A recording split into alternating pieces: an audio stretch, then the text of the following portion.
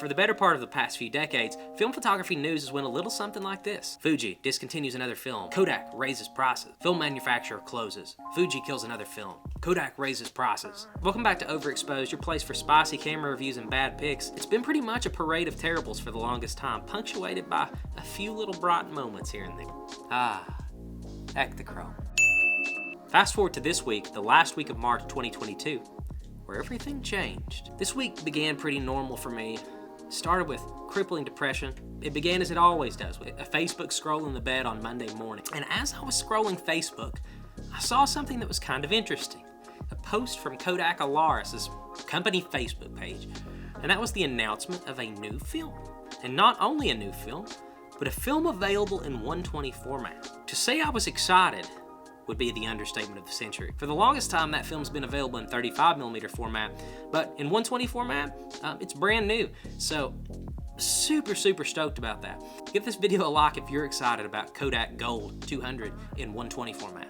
Straight from the horse's mouth, or straight from Kodak's lens mount, the new 120 format Kodak Professional Gold 200 is an affordable, entry-level color film featuring an ideal combination of warm saturated color, fine grain, and high sharpness. Personal note, I'm here for the high sharpness. Designed for any level of photographer for daylight and flash capture. Now, this is the first new film for Kodak in nearly 3 years, since the release of the aforementioned Echtachrome 100. Now, as of right now, the film is just back in 120 format. You know, fingers crossed, you can see my handsome Intrepid camera sitting back there on the shelf, that we'll get some 4x5 action in the future.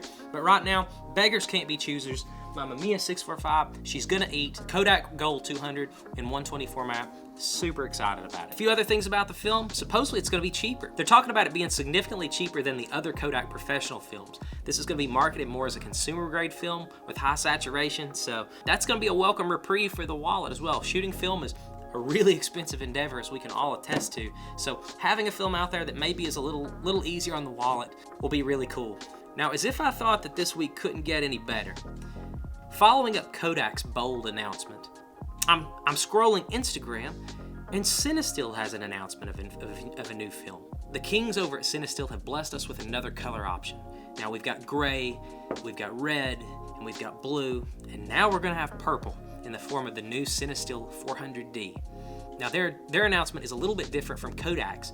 Kodak actually just announced theirs, they developed it, now they're just gonna sell the film. CineStill's announcement is in the form of a Kickstarter, so they're collecting pledges, and we know CineStill's a great company. I love 800T.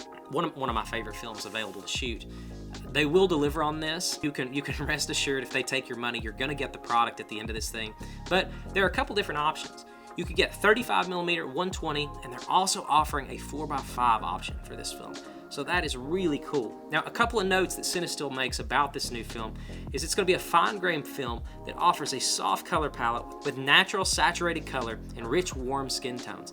The company says that the film has a wide dynamic range with a base sensitivity of ISO 400, but can be rated from 200 all the way to 800 and can even be pushed up to 3200. CineStill says this film is highly versatile and suitable for any other lighting condition and can be used for either outdoors or in the studio. Again, this is like all the other CineStill films. It's motion picture film that's been adapted to be able to be used in still camera. This is a familiar story for CineStill at this point.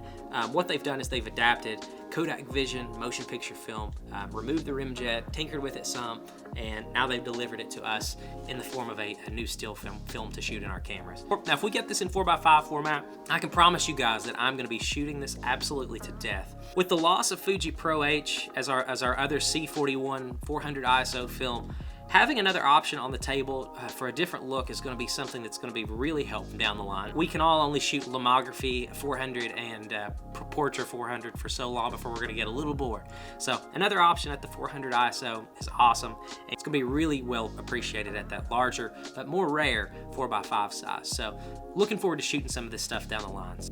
So after that, I'm thinking, 2 announcements in 1 week. How lucky are we as film photographers to have 2 new films to shoot in the coming year? Film is back, baby. So I collect myself, clean off my computer screen, and I go back to reading. You know, I'm looking at all my sites, Emulsive, B&H Photo, you know, typical photographer stuff, you know. I see an announcement from the boys at JCH. Now, I'm not gonna lie to you guys, I've not been super interested in JCH films because to this point they've really only made black and white films, and there are already a ton of black and white films out there, lots of them that are utterly fantastic. I don't see a tremendous need to shoot their stuff. I know they've got the street pan film, and I'm sure some of you guys love that, and that's fine. But what do we have here? I read the announcement. Pan Camper Hunter, the lowly blog camera store on the internet, and I love their site. The what's in your bag pieces are just, they're just fantastic, very addictive. They have announced a completely new color reversal film. We haven't had a new color reversal film in 20 years. And to make things even better, this is a new formulation, right? Created from scratch, right? Not derivative of anything. This film is completely new, a new formula. So we're gonna get our first new color reversal film in 2 decades. So I'm reading the announcement from Bellamy Hunt, which is, I think, the founder of JCH. Don't quote me on that. He talks about the development of this film and how that they've been working on it for the past 3 years, how it's been through like 20 iterations at this point, and slowed down a little bit by the pandemic, but now it's here with us. And at this point, they've just announced it in 35mm, and I'm gonna read you some quotes from Mr. Hunt. We went through many test versions trying to get the right balance, the right saturation, the right ISO. Many of the chemicals that were used in the earlier slide films are simply banned by many regions, so many changes have had to be made to adapt to a different supply chain. This, of course, presented serious challenges to the project. We had to try many different approaches, and we went through many test versions of the film. You can actually see some of the earlier iterations of the film on the blog, so I'd recommend you guys checking it out on JCH. This is perhaps the film that excites me the most out of the 3, and it's crazy that got kind of snuck in at the last minute, kind of a sneaky last-minute announcement. And he even admits as much. Mr. Hunt says that he just announced his film, kind of riding the wave of enthusiasm from the previous 2 announcements. So there's so much more that I would like to say about these 3 films. We're going to shoot all 3 of them on this channel. Super excited to try them out.